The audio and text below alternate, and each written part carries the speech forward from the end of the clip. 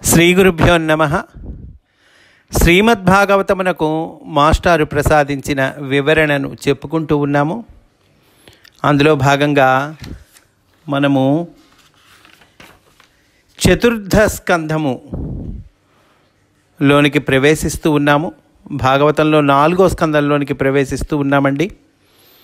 ఆ 4వ స్కందంలో కూడా ఇది ప్రథమ భాగము. అట్లాగే వాల్యూమ్స్ మాస్టర్ ఇచ్చిన 16 వాల్యూమ్స్ లెక్క చూసుకుంటే కనుక మనము 7 వాల్యూమ్స్ పూర్తి చేసుకొని 8వ వాల్యూమ్లోనికి ప్రవేశిస్తూ ఉన్నాము. చతుర్థ స్కందము 8వ వాల్యూము. ముందుగా మాస్టారు ఉపోద్ఘాతము ఇచ్చారండి. దానికి ఆ ఉపోద్ఘాతం మొదలుపెట్టుకుందాం ఈరోజు. ప్రాథమిక జీవరాశులైన జలచరములు దేహ పరిణామములు పొంది అందుండి స్థలచరములు, వాయుచరములు, స్థావరములైన వృక్షజాతులు ఆరోహణ క్రమమున పుట్టుటయు, అందు స్థలచరములలో వెన్నెముక గల జీవులు పుట్టుటయు, అందు 4 కాళ్ల జంతువులు పుట్టుటయు, అవి క్రమముగా కోతులు కొండముచ్చుల మీదిగా మానవులు పరిణమించుటయు గుర్తెరిగినది. అంటే ఈ రకంగా మానవ జాతి పరిణమించింది అని గుర్తెరిగారు. ఎవరు? పాశ్చాత్య జీవ పరిణామ శాస్త్రజ్ఞుల దృష్టి. వాళ్ళ దృష్టి ఆ రకంగా గుర్తించింది. పాశ్చాత్యాలు అంటే వెస్ట్రన్ జీవ పరిణామ శాస్త్రజ్ఞులు వాళ్ళ దృష్టి అట్లా అనుకుంది. ఏమని?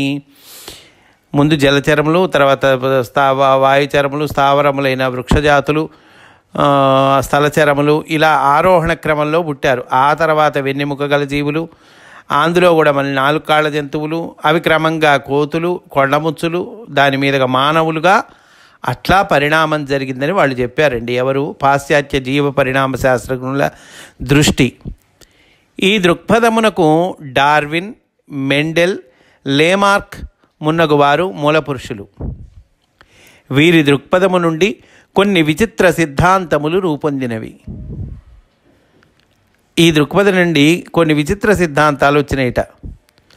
మానవుడు అనాగరిక జంతు స్థితి నుండి కాలక్రమమున నాగరికుడైన వైజ్ఞానిక మానవుడుగా రూపొందిననుట ఒక సిద్ధాంతము. ఇది స్థూల దృష్టికి సత్యమనిపించును. కానీ దీని యందు కొన్ని ప్రశ్నలకు సమాధానములు రావు. పైకి చూస్తే సత్యంగానే కనిపిస్తుంది, కానీ కొన్ని ప్రశ్నలకు సమాధానాలు రావు ఈ సిద్ధాంతంలో. ఏమిటండి అవి అంటే కనుక, అనాగరిక స్థితి నుండి నాగరిక స్థితికి మానవుడే పరిణామము చెందినచో ఆదిమ మానవునకు పరిణామము చెందగల విజ్ఞానము ఎక్కడిది? అయ్యా, మానవుడే పరిణామం చెందాడు అని అంటే కనుక మరి ఆదిమ మానవుడు ఏం తెలియనివాడు, మరి ఇంత విజ్ఞానం ఎక్కడిది? ఈ పరిణామాన్ని చెందగలిగినటువంటి విజ్ఞానం ఆయనకి ఎక్కడిది అను సందేహము తీరదు. ఇది తీరవలెనన్నచో మానవుడు పరిణామము చెందినని నమ్ముట మాని ప్రకృతి పరిణామము చెందించెనని నమ్మవలెను. ప్రకృతి పరిణామం చెందించింది, అంతేకాని మానవుడు పరిణామం చెందటం కాదు. దీనిని నమ్మవలెనన్నచో ప్రకృతిలో విజ్ఞానమంతయు అనాదిగా ఇమిడి ఉన్నదని నమ్మవలెను. ఈ వాక్యం కూడా మళ్ళీసారి చెప్పుకుందామండి. దీన్ని నమ్మాలంటే మనం ఇంకోటి నమ్మాలట. ఏంటది? ప్రకృతిలో అనాదిగా విజ్ఞానమంతా కూడా ఇమిడి ఉంది, విజ్ఞానమంతా కూడా ప్రకృతిలో ఇమిడి ఉన్నది అని నమ్మాలి. ఆ విజ్ఞానమంతా ప్రకృతిలో ఇమిడి ఉన్నప్పుడే కదండి ఈ మానవుణ్ణి పరిణామము చెందించగలిగేది ప్రకృతి. అది దీనిని నమ్ముటకు తెల్లజాతుల మనస్సు అంగీకరింపదు. కనుక నవీన శాస్త్రమున దీనికి ఎక్కువ స్థానము లేదు. ఏదైనా తెల్లజాతులు వాళ్ళు నమ్మితేనే కదండి మొత్తం వాళ్ళంతా అది ఒప్పుకునేది. అందువల్ల ఏమంటున్నారు? దీనిని నమ్ముటకు తెల్లజాతుల మనస్సు అంగీకరింపదు. కాబట్టి ఈ నవీన శాస్త్రంలో దీనికి ఎక్కువ స్థానం లేదు. దీనికి అయా ప్రకృతిలో విజ్ఞానమంతా కూడా ఇమిడి ఉన్నది అనేటువంటి దానికి ఎక్కువ స్థానం లేదు. కానీ ప్రకృతి యందు ఇమిడి ఉన్న విజ్ఞాన కోశమును నమ్మనిచో మరి ఒక ఉపపత్తి లేదు కనుక నమ్మక గతి లేదు. ఇంకా దానికన్నా మార్గం లేదు. ప్రకృతి యందు ఉన్న విజ్ఞాన కోశమును నమ్మకపోతే ఇంకా ఉపపత్తి లేదు, అందువల్ల నమ్మక తప్పదు, గతి లేదు అంటున్నారు మాస్టర్. చాలా శ్రద్ధగా వినాలండి. ఉపోద్ఘాతము మాస్టారి పుస్తకం, ఏ పుస్తకమైనా తీసుకోండి, ఆ ఉపోద్ఘాతము మాస్టారి గ్రంథాల్లో ఉపోద్ఘాతం ఉంటుంది మొట్టమొదట. దానిలో సారమంతా ఇస్తారు మాస్టారు, తత్వం అంతా ఇస్తారు, సందేశం అంతా కూడా బాగా కన్సైజ్ చేసి అందిస్తారండి మాస్టారు. అందువల్ల ఈ మాస్టరు ఉపోద్ఘాతం ఎక్కడ ఉన్నా కూడా అది వెరీ వెరీ వెరీ ఇంపార్టెంట్. అంటే ఒక సబ్జెక్టుగా చదువుకునేవాడికి అది చాలా ఇంపార్టెంట్ అండి. సరే, మాస్టర్ చెప్తున్నారు, ప్రాచీన జీవ పరిణామ సిద్ధాంతము వారు దీనిని నమ్మిరి. అంటే ప్రాచీన, ఇప్పుడు నవీన జీవ పరిణామ సిద్ధాంతము వాళ్ళు కాకుండా ప్రాచీన పూర్వీకులు వాళ్ళు నమ్మారండి దీన్ని. దేన్ని నమ్మారు? ప్రకృతిలోనే కూడా సమస్త విజ్ఞానము ఇమిడి ఉన్నది, విజ్ఞానమంతయు అనాదిగా ఇమిడి ఉన్నది కనుక ఇది ప్రాచీన జీవ పరిణామ సిద్ధాంతం వాళ్ళు దీన్ని నమ్మారు. కనుకనే వారి ఉపపత్తులలో రంధ్రములు లేవు, దోషాలు లేవు, తప్పులు లేవండి వారి ఉపపత్తుల్లో. మానవుడు ఒక పనిని ఎట్లు సాధించుచున్నాడు అన్నచో తెలివితేటల వలన అని సమాధానము చెప్పవచ్చును. కానీ రసాయన శాస్త్ర విజ్ఞానము లేని మానవుడు ప్రాణవాయువునే పీల్చి బొగ్గు పులుసు వాయువునే విడువగలుగుట ఎట్లు జరుగుతున్నది?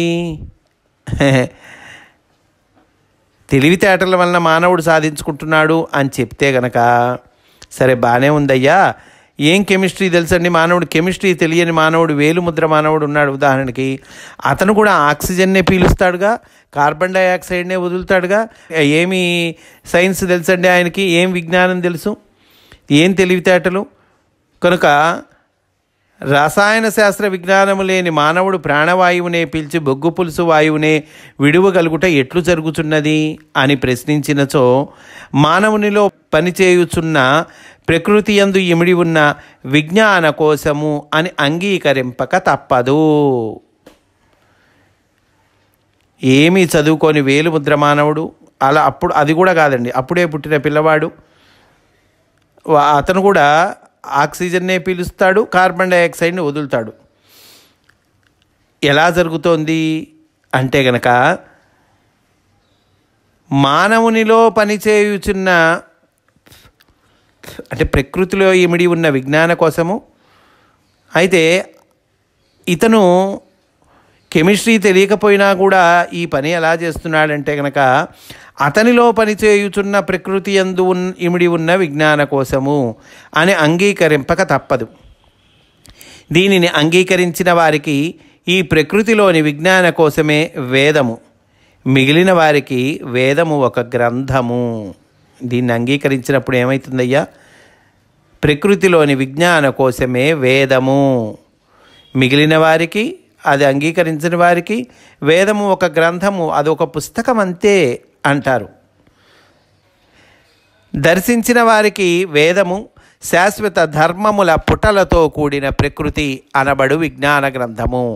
వేదం అంటే ఏంటి? శాశ్వత ధర్మముతో కూడిన ప్రకృతి అనబడు విజ్ఞాన గ్రంథం అటండి. శాశ్వత ధర్మముల పుటలతో కూడిన ప్రకృతి అనబడు విజ్ఞాన గ్రంథమేనయ్యా వేదమంటే. దానిని చదువుటకు మానవుడే అక్కరలేదు. ప్రకృతి శక్తులను, వానిని నడిపించుచున్న ప్రజ్ఞలను నిత్యము చదువుచున్నవి. ఈ ప్రజ్ఞలను, శక్తులను దేవతలుగా, వారి భార్యలుగా దర్శింపబడినవి. ఈ ప్రజ్ఞలు, శక్తులు ఎవరు? దేవతలు, వారి భార్యలు. వారి చేతనే సౌర కుటుంబములు నిర్మాణమగుటయు, భూగోళము నిర్మాణమగుటయు, దానిపై అణుమయములైన పృథివీ, జల, వాయుతత్వములు నిర్మాణమగుటయు, వానికి మూలద్రవ్యముగా ఆకాశము అనబడి ప్రకృతి వినియోగపడుచు ఆది గ్రంథముగా ప్రకాశించుటయు గమనింపదగును. ప్రకృతి అనబడేటువంటి విజ్ఞాన గ్రంథమే వేదం అని చెబుతున్నారు కదండి. కనుక ఇక్కడ ప్రజ్ఞలు శక్తులు ఉంటున్నాయి ప్రకృతిలో. వానిని నడిపించుచున్న ప్రజ్ఞలను నిత్యము చదువుచున్నవి ఈ ప్రకృతి అనేటువంటి వేదాన్ని. సరే, ఈ ప్రజ్ఞలు శక్తులు ఉన్నాయని చెప్పాం. వీళ్ళనే దేవతలు, వాళ్ళు భార్యలు అని అంటూ ఉన్నాం. వారి చేత సౌర కుటుంబములు నిర్మాణమగుటయు, భూగోళము నిర్మాణమగుటయు, దానిపై అణుమయములైన పృథివీ జల వాయుతత్వములు నిర్మాణమగుటయు, వానికి మూలద్రవ్యముగా ఆకాశమనబడు ప్రకృతి వినియోగపడుచు ఆది గ్రంథముగా ప్రకాశించుటయు గమనింపదగును అంటున్నారు. అంటే ప్రకృతి అనబడి విజ్ఞాన గ్రంథమే వేదం అంటున్నారు కదండి. కనుక అందులో ఏమేమి ఉన్నాయి చెప్తూ ఉన్నారండి. పంచభూతాలని చక్కగా సమన్వయం చేశారు. ఈ దేవతల విజ్ఞానము కారణముగానే పై చెప్పిన జలచరములు మున్నగు జంతువులను మానవులను పరిణమించుట జరిగినది. అది ఇలా పరిణామం ఎందుకు జరిగిందంటే అదిగో ఈ దేవతల విజ్ఞానము కారణముగానే. దీనిని బట్టి ఆదిమ మానవునకు ముందు అనాగరిక జంతుజాలము కాక సర్వజ్ఞులైన దేవతలు పరమగురువులుగా నిలబడి మానవుని విజ్ఞాన సర్వస్వమును ఉపదేశముగా ప్రసాదించుచున్నారని తెలియను. అందువల్ల ఉన్నది అనాగరిక జంతుజాలం కాదు. మొట్టమొదట ఉన్నది ఆదిమ మానవునకు ముందు ఉన్నది అనాగరిక జంతుజాలం కాదయ్యా. సర్వజ్ఞులైన దేవతలు వాళ్ళు పరమగురువులుగా నిలబడి మానవుడికి చక్కగా విజ్ఞాన సర్వస్వమును ఉపదేశముగా ప్రసాదిస్తున్నారు. ఈ సిద్ధాంతమును అనుసరించి మానవ సృష్టి అనాగరిక జాతులతో కాక పరమగురువులతో ప్రారంభమైనదని తెలియచేయున్నది. సృష్టింపబడిన మానవునకు లోపల వెలుపల ఈ గురువులే పనిచేయుచున్నారు. మనకు లోపల బయట ఈ పరమగురువులే పనిచేస్తూ ఉన్నారు. మానవ శరీర తత్వము ఈ గురువులకు ఒక నివాస సౌధము వంటిది. అంతర్యామి ప్రజ్ఞయందు దేవతాగణములు నిద్ర నుండి మేల్కొనినట్లు పుట్టి ఈ జీవుల రూపములను కల్పించుచున్నారు. దేవతాగణములు ఈ జీవుల రూపములు కల్పిస్తూ ఉన్నారండి. వాళ్ళు ఎక్కడి నుంచి వస్తూ ఉన్నారంటే కనుక అంతర్యామి ప్రజ్ఞయందు ఆ దేవతాగణాలు నిద్ర నుండి మేల్కొన్న వాళ్ళు ఎట్లా అయితే మేల్కొంటారో అలాగా పుడుతున్నారట. వాళ్ళు ఈ జీవుల రూపాలని కల్పిస్తూ ఉన్నారు. దీనిని శాస్త్రీయముగా పరిశీలింపగా అంతర్యామి మొదట 2 విధములుగా ఉన్నట్లు తెలియను. అంతర్యామి మొట్టమొదట 2 రకాలుగా ఉన్నాడు. అంటే దక్షయజ్ఞ కథని లోపల చెప్తూ ఉన్నారండి. మనకి మొట్టమొదట దక్షయజ్ఞ కథ వస్తుంది ఈ వాల్యూంలో. ఆ దక్షయజ్ఞ కథ సారాంశాన్ని మనకు అందిస్తూ ఉన్నారండి ఉపోద్ఘాతంలో మాస్టారు. కనుక అంతర్యామి మొదట 2 రకాలుగా ఉన్నట్లు తెలుస్తుంది. ఒకటి జీవరాశులలో అంతర్యామి, 2 జీవరాశులు లయమైన వెనుక గల అంతర్యామి. అంటే జీవరాశుల్లో ఉండేటువంటి అంతర్యామి ఒకళ్ళు, ఆ తర్వాత జీవరాశులు లయమైన వెనుక, ఆ లయమైన తర్వాత ఉండేటువంటి అంతర్యామి. అందు మొదటివాడు మనకు లోపల వెలుపల ఉండును. అంటే జీవరాశుల్లో అంతర్యామి మనకి లోపల బయట కూడా ఉంటాడు. రెండవ వాడు అంటే ఎవరండి? జీవరాశులు లయమైన వెనుక గల అంతర్యామి. ఆయనకి లోపల వెలుపల అనేటువంటి భేదము లేదు అంటున్నారు. కనుక ఈ మొదటివాడు విష్ణువనియు, రెండవ వాడు శివుడనియు పేర్కొనబడిరి. సృష్టి జరుగుటకు పనిచేయుచున్న వేరగు ప్రజ్ఞ చతుర్ముఖ బ్రహ్మ అనబడెను. సృష్టి జరగాలి కదండి. శ్రీ మహావిష్ణువు చతుర్ముఖుణ్ణి బ్రహ్మగారిని నియమించారు. కనుక ఏమంటున్నారు? సృష్టి జరుగుటకు పనిచేయుచున్న వేరగు ప్రజ్ఞ, ఆయనే చతుర్ముఖ బ్రహ్మ. అతని సృష్టి సూక్ష్మము నుండి స్థూల లోకములలోనికి దిగివచ్చుచు ప్రజాపతులను, మనువును, శతరూపను కల్పించినది. మనువు నుండి దిగివచ్చి మానవులకు ప్రజాపతులలో ఒకడకు దక్షుడు అహంకార దేవతగా ఎన్నుకొనబడెను. అది దక్షుడు ఎవరయ్యా అంటే అహంకారానికి ప్రతీక, మనలో ఉన్నటువంటి అహంకారానికి ప్రతీక అండి. మనువు నుండి అంటే స్వయంభూ మనువు కదండి, మొట్టమొదట భౌతిక రూపంగా బ్రహ్మ నుంచి వచ్చినవాడు స్వయంభూ మనువు శతరూప. కనుక మనువు నుండి దిగి వచ్చి మానవులకు ప్రజాపతులలో ఒకడొక దక్షుడు అహంకార దేవతగా ఎన్నుకొనబడ్డాడు. మానవులకు అహంకార దేవతగా ఎన్నుకొనబడ్డాడండి. వెంటనే ప్రసూతి అనబడు దేవత అతనికి భార్య అయి స్త్రీ పురుష భేదము ఏర్పడి జీవులు ప్రసవింపబడిరి. ఆవిడ పేరే ప్రసూతి. కనుక ఈయనకు భార్య అయింది, జీవులు ప్రసవింపబడ్డారు. అందు దేహకల్పనమునకు కావలసిన మనస్సు, ఇంద్రియములు మున్నగు ప్రజ్ఞలకు అధిదేవతలై కొందరు దేవతలు సమావేశమైరి. ఆ దేవతలందరూ సమావేశమవుతారు మనకి దక్షయజ్ఞ కథలో. దాని అర్థం ఇదే అని చెప్తూ ఉన్నారు. ఏంటది? దేహ కల్పనమునకు కావాలంటే, దేహము ఏర్పడాలంటే మనస్సు కావాలి, ఇంద్రియములు కావాలి, ఇవన్నీ కావాలి కదండి. అందువల్ల వీటికి అధిదేవతలు, మనస్సుకి ఇంద్రియాలు మున్నగు వాటికి ఈ ప్రజ్ఞలు, ఇవన్నీ కూడా ఈ ప్రజ్ఞలకు అధిదేవతలైన కొందరు దేవతలు సమావేశమయ్యారు. వారికి ప్రయోగశాలగా మానవ దేహము బ్రహ్మచే కల్పింపబడెను. ఈ కల్పనమునకు లోకహితము తప్ప స్వప్రయోజనము లేకుండుటచే అది యజ్ఞమను అనబడెను. బ్రహ్మగారిచే వారికి ప్రయోగశాలగా మానవ దేహము బ్రహ్మగారిచే కల్పింపబడింది. ఎందుకు చేశాడండి బ్రహ్మగారు అంటే కనుక లోకహితం తప్ప స్వప్రయోజనం లేదయ్యా ఆయనకి, అందువల్ల ఇది యజ్ఞము అని అంటూ ఉన్నారు. యజ్ఞశాల అయిన దేహమున దక్షుడు అధిపతిగా ఏర్పడెను. అతడు దేహదేవతలను ఋత్విక్కులుగా ఆహ్వానించి నియమించెను. దక్షుడు యజ్ఞం చేస్తున్నాడు, అందులో ఋత్విక్కులను ఆహ్వానించాడు, యజ్ఞం జరుగుతూ ఉన్నది. ఇవన్నీ కథలో వస్తాయి. మనం అవి దేనికి సంకేతమో చెప్తున్నారు మాస్టారు. అతడు దేహదేవతలు అను ఋత్విక్కులుగా ఆహ్వానించి నియమించను. దేహదేవతల్ని ఋత్విక్కులుగా ఆహ్వానించి నియమించాడు. కానీ ఇంతలో ఒక దేహము ఒక వేరైన సృష్టిగా భావింపబడి అహంకారము ఘనీభవించెను. సృష్టి నుంచి వేరుగా భావిస్తాం మనం, అప్పుడు అహంకారం ఘనీభవిస్తుంది.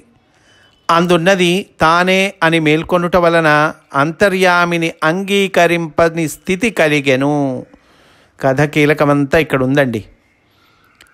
నేను అని మేల్కొంటాం, నేను అంటాం కదండి. నేను చేశాను, నా పొలము, నా ఇల్లు, నా ఆస్తి, నా పిల్లలు, నా భార్య, నా చదువు, నా గొప్పతనము.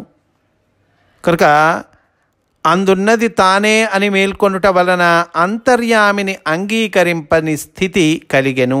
లోపల భగవంతుడున్నాడు, అంతర్యామి.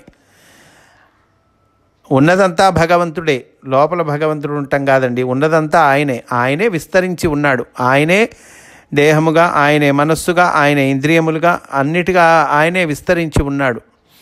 లోపల ఆత్మరూపంలో అంతర్యామి భగవంతుడు. కనుక కానీ మనం ఏమనుకుంటున్నాం? నేను అనుకుంటున్నాం. అంతర్యామిని అంగీకరింపని స్థితి కలుగుతుంది. దీనిని దక్షుడు తన యజ్ఞమునకు శివుని అంగీకరింపని కథగా వేద ఋషులు మలచిరి. దక్షయజ్ఞానికి శివుణ్ణి పిలవల, శివుణ్ణి లేకుండా యజ్ఞం చేస్తా అన్నాడు దక్షుడు. అదిగో అదే మనము అంతర్యామిని అంగీకరింపని స్థితి కలగటం ఏదైతే ఉందో, అందున్నది నేను అని మేల్కొనటం ఏదైతే ఉందో, అంతర్యామిని అంగీకరింపని స్థితి ఏదైతే ఉందో, దీనిని దక్షుడు తన యజ్ఞమునకు శివుని అంగీకరింపని కథగా వేద ఋషులు మలచిరి. కాలక్రమమున దక్షయజ్ఞ కథ సార్వకాలికమైన సృష్టి కథగా ఉపదేశింపబడెను. సార్వకాలికమైన సృష్టి కథ అండి ఈ దక్షయజ్ఞ కథ. సామాన్యమైనటువంటి కథ కాదు. మాస్టారు చాలాసార్లు చెప్పారండి, ఈ దక్షయజ్ఞ కథ చాలా ఇంపార్టెంటు, ఇది ఒక సృష్టి కథ, సార్వకాలికమైన సృష్టి కథ అని అంటూ ఉన్నారండి. అంతర్యామిని అంగీకరింపని అహంకారమునకు తాను వేరు, ఇతరులు వేరు అనగా అవి కేవల భౌతిక జీవితమునకు దారితీసెను. తత్ఫలితముగా జీవితము ఒక యుద్ధ రంగమయ్యను. కేవలం భౌతికంగా జీవించటం ఏమవుతుంది? యుద్ధ రంగం అవుతుంది. ఎప్పుడవుతుంది? అంతర్యామిని అంగీకరించకపోతే అవుతుంది. తాను వేరు, ఇతరులు వేరు అని అనుకున్నప్పుడు అవుతుంది. అంతటా ఉన్నది భగవంతుడే అని అనుకుంటే అప్పుడు అంతర్యామిని అంగీకరించినట్లు అవుతాం. కాకపోతే ఏమవుతుంది, తాను వేరు ఇతరులు వేరు అనగా అవి కేవల భౌతిక జీవితమునకు దారితీసెను. తత్ఫలితముగా జీవితము ఒక యుద్ధ రంగమయ్యను. దేవతల యజ్ఞశాల కర్మబంధమునకు కారణముగా చేయబడెను. దాని పరిణామము ఆ యజ్ఞము అసంపూర్ణముగా మిగులుటయే. దక్షయజ్ఞము అసంపూర్ణంగా మిగిలింది కదండి. కనుక దేవతల యజ్ఞశాల కర్మబంధమునకు కారణముగా చేయబడెను. మన దేహమే దేవతల యజ్ఞశాల అంటే వేరే ఏం కాదు. అది దేనిగా కర్మబంధమునకు కారణంగా చేయబడింది. దాని పరిణామము ఆ యజ్ఞము అసంపూర్తిగా మిగులుటయే. అంతర్యామిని అంగీకరించకపోతే ఇదిగో ఇవన్నీ వస్తాయి. యజ్ఞము అసంపూర్ణముగా మిగులుటయే. ఇది దక్ష యజ్ఞధ్వంసము కథగా చెప్పబడెను. కర్మబద్ధులైన దుష్టుల శరీరములలో పనిచేయుచున్న ప్రకృతి ప్రజ్ఞలైన దేవతలు మృతమైన దేహముల నుండి వెలువడి శివుని దర్శించి మరలా జ్ఞానమూర్తులైరి. ఈ యజ్ఞము చక్కగా పరిసమాప్తి చేయుమని ప్రార్థించిరి. అహంకారమగు దక్షుడు మరలా బ్రతికింపబడెను. తండ్రులు చనిపోవు లోపల బిడ్డలు పుట్టిరి. వారు తరతరములుగా అంతర్యామిని ఉపాసించు విద్యను ఆర్జించిరి. దానితో శివునకు యజ్ఞమున స్థానము అంగీకరింపబడెను. మరలా యజ్ఞశాలయకు నూతన దేహము నిర్మాణమగుసరికి అందలి అంతర్యామి విష్ణువుగా దర్శింపబడెను. అతడు యజ్ఞస్వరూపుడు. జీవితము తనదిగా జీవించు స్థితి నుండి అంతర్యామిగా జీవించు స్థితికి మానవుడు ఆరోహణము చేసెను. ఇది ఏ మోక్ష విద్య అదండి. జీవితము తనదిగా జీవించు స్థితి నుండి, నేను నేను నేను అంటున్నాం కదండి, ఈ స్థితి నుండి అంతర్యామిగా జీవించు స్థితికి, అంటే మనమే బ్రహ్మము, మనమే పరబ్రహ్మము, మనమే భగవంతుడు, నువ్వే భగవంతుడు, ఆ స్థితికి కనిపించేదంతా భగవంతుడు, ఉన్నదంతా భగవంతుడు, అంతర్యామి అంటే భగవంతుడు అంటే అంతర్యామి కనుక అంతా భగవంతుడే. నేను నాది ఈ స్థితి నుండి అంతా అంతర్యామిగా జీవించటము, ఆ స్థితికి మానవుడు ఆరోహణం చేయటము, ఇది ఏ మోక్ష విద్య. అంతర్యామి యందు 2 భాగములున్నవి. ప్రజ్ఞ, శక్తి 2 ఉన్నాయంటండి. 1 ప్రజ్ఞ, 2 శక్తి. అందు సృష్టికి కావలసినది శక్తి. ఆమె సతీదేవిగా ఈ జీవుల పుట్టినిల్లైన దేహమునకు దిగివచ్చు విధానము వర్ణింపబడినది. ఆ శక్తి దేహానికి దిగివచ్చేటువంటి విధానం ఇందులో వర్ణింపబడింది. అహంకార జీవులు ఒకరినొకరు నిందించుకొని అవమానించుకొనుచుండగా ఆ నిందలు అవమానములు వారిలోని శక్తియగు సతీదేవికే తగిలెను. అహంకారంతో ఉన్నటువంటి జీవులు ఒకళ్ళనొకళ్ళు నిందించుకుంటూ ఉంటున్నారు, మనం కూడా చూస్తున్నాం. అయితే ఈ నిందలు ఎవరికి తగులుతాయి? వారిలోని శక్తియగు సతీదేవికే తగిలెను. అంటే జీవులలో శక్తి సతీదేవండి. ఆమె కర్మబద్ధమైన జీవదేహమును విడువవలసి వచ్చినది. ఇక్కడ సతీదేవి ఆత్మత్యాగం చేసుకుంటుంది కదండి, దేహాన్ని విడిచిపెడుతుంది కదా ఈ కథలో. అందువల్ల కర్మబద్ధమైన జీవదేహమును ఆవిడ విడువవలసి వచ్చినది. అనగా భౌతిక దేహములకు జననముతో పాటు మరణము తప్పనిసరి అయినది. భౌతిక దేహానికి జననం ఎలా అయితే జరిగిందో అట్లాగే మరణం కూడా తప్పనిసరి. ఈ కథలోని కూర్పు, ఇందలి ప్రకృతి శక్తుల చేర్పు, దానిని సమన్వయపరచిన నేర్పు మరి ఏ ఇతర కథల యందునూ కనిపింపవు. మాస్టారు ఈ దక్షయజ్ఞ కథకి చాలా ప్రాముఖ్యత ఇచ్చారండి. ఏమంటున్నారు ఇక్కడ? ఈ కథలో భాగవతంలో ప్రత్యేకంగా ఈ కథ అండి. ఈ కథ ఎందుకింత ప్రత్యేకత అంటే కనుక ఈ కథలోని కూర్పు, ఇందలి ప్రకృతి శక్తుల చేర్పు, దానిని సమన్వయించిన నేర్పు ఇంకా ఏ ఇతర కథల్లో కూడా కనిపించదటండి. అంత బ్రహ్మాండంగా భాగవతంలో ఈ కథ చెప్పబడింది. ఇందులో అంతరార్థం చెప్పబడింది. కథలోని పరమార్థము ఎంత గొప్పదో కథా సంధానము కూడా అంత గొప్పది. కథలోని పరమార్థము గొప్పదే, ఆ కథా సంధానము అది కూడా గొప్పదే. అది అద్వితీయము.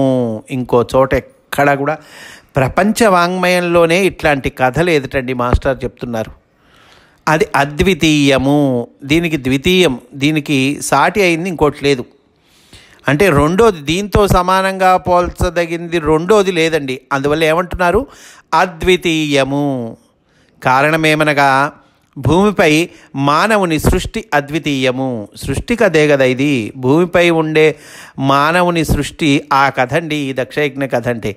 అందువల్ల భూమిపై మానవుని సృష్టి అద్వితీయం కదా, ఇట్లాగ ఇంకోటి లేదు కదా. అందువల్ల ఈ కథ కూడా అద్వితీయము. ఈ విధమైన కథా సంవిధానము యొక్క మార్గమే వేదార్థ ప్రతిపాదనము. ఇందు పదముల వాచ్యార్థములు, లక్షణార్థములు, వ్యంగ్యార్థములు ఏకత్వము చెంది పరమార్థముగా దర్శనమిచ్చినవి. ఇందులో వాచ్యార్థములు ఉంటాయి, లక్షణార్థములు ఉంటాయి. ఏ కథ అయినా ఇవన్నీ ఉంటాయి కదండి. వాచ్యార్థములు, లక్షణార్థములు, వ్యంగ్యార్థములు. వ్యంగ్యార్థములు అంటే లోపల ధ్వనిగా ఇంకో అర్థం ఉంటుంది. వ్యంగ్యార్థములు ఇవన్నీ కూడా ఏకత్వం చెంది చక్కగా పరమార్థముగా దర్శనమిచ్చినవి. అది ఏ వేదార్థము కనుక వేదసారమైనటువంటిదండి. ఈ కథలో ఉన్నటువంటి పరమార్థం ఏదైతే ఉందో అదిగో అదే వేదార్థమయ్యా అంటున్నారు. ఈ కథను వ్యాఖ్యానించుట అనగా భూమిపై నర సృష్టిని వ్యాఖ్యానించుట. ఈ కథని వ్యాఖ్యానించడం అన్నా ఒకటే, భూమిపై నర సృష్టిని వ్యాఖ్యానించడం అన్నా ఒకటే. భాగవత గ్రంథమున కల రహస్యార్థములన్నింటిలో దక్షయజ్ఞము పరమావధి అని అంగీకరింపక తప్పదు. పెద్దలు దీనిని వివరించుటయందు బద్ధకించుటచే ఇది కూడా ఒక కట్టుకథగా చదువుకొనబడుటయు పండితుల వివిధ వ్యాఖ్యానములకు గురియగుటయు జరిగినది. ఇందలి శివుడు, విష్ణువు పామరుల శైవ వైష్ణవ సంప్రదాయములుగా అర్థము చెప్పబడినారు. ఇందులో శివుడు వస్తాడు, విష్ణువు వస్తాడు కదండి. మామూలు ఇది శైవ మతం, శైవ పద్ధతి, వైష్ణవ పద్ధతి, ఈ శైవ సంప్రదాయం, వైష్ణవ సంప్రదాయం అట్లా అర్థం చెప్పారట ఎవరు? మామూలు పండితులు. వారు అంతర్యాములుగా కాక దేవతా స్వరూపములుగా మాత్రమే అర్థము చేసుకొనిరి. కానీ వీళ్ళు ఎవరండి? శివుడు, విష్ణు అంటే అంతర్యామి స్వరూపులు, అంతర్యాములు, అంతటా నిండి ఉండిన భగవంతులు. కనుక ఈ సామాన్యమైనటువంటి అర్థం తీసుకునేటువంటి వాళ్ళు ఈ అంతర్యాములుగా కాక దేవతా స్వరూపములుగా మాత్రమే అర్థం చేసుకున్నారు. దానితో కేవల హేతువాద పరిమిత దృష్టి కల నవీనుల దృష్టిలో ఇది ఒక కల్పిత కథ అయినది. వేదము అననేమో తెలియకున్నను వెర్రి అభిమానము చూపు ఆర్య సమాజము వారికి ఇది వేదము కన్నా వేరైన మానవ కల్పిత కథగా గోచరించినది. ఇది ఆర్య సమాజం లాంటి వాళ్ళకి వేదము కన్నా వేరైన మానవ కల్పిత కథ అట్లా అర్థమైందయ్యా, వాళ్ళకి గోచరించింది వాళ్ళకి. కానీ ఇది వేదమే అంటున్నారు మాస్టర్. వేదము గ్రంథమందలిది కాదనియు సృష్టిలోని అంతర్యామి అనియు దర్శించిన వారికి దక్ష కథ సర్వవేద సమన్వయ స్వరూపము. వేదము గ్రంథమందలిది కాదు, ఒక పుస్తకంలో ఉన్నది వేదము అని అనుకుంటే పొరపాటు అంటున్నారు మాస్టారు. వేదం అంటే గ్రంథము కాదండి. ఏమిటండి మరి? సృష్టిలోని అంతర్యామి.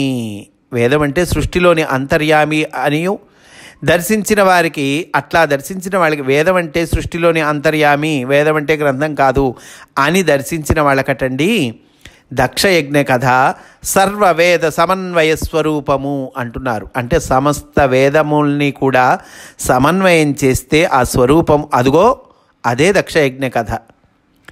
దీనికి రచింపబడిన రహస్యార్థ ప్రకాశమును పూర్వాపర సందర్భ సహితముగా గమనించుకొని ఇందలి సమగ్రమూర్తి వైభవమును దర్శించి సహృదయులు ఆనందించి అందు తమ స్థానమును గుర్తించి కృతకృత్యులగుదురుగాక. ఇట్లు ఎకిరాల కృష్ణమాచార్య 18/4/1981 శ్రీకాకుళము అని మనకి చక్కగా ఈ ఉపోద్ఘాతాన్ని పూర్తి చేశారండి మాస్టారు. ఎంతో చక్కటి కథ, సృష్టి కథ అండి ఇది. మానవ దేహ సృష్టి జరిగినటువంటి కథ. మాస్టారే అంటున్నారు సర్వవేద సమన్వయ స్వరూపము అని అంటూ సాక్షాత్తు మాస్టర్ చెప్తూ ఉన్నారండి. ఈ కథకి చాలా ఇంపార్టెన్స్ ఇచ్చారు మాస్టారు. కనుక రేపటి రోజు నుండి మనము ఈ కథ లోపలికి, ఈ స్కందము లోపలికి ప్రవేశిస్తాము అని సవినయంగా మనవి చేసుకుంటూ స్వస్తి. వాసుదేవ.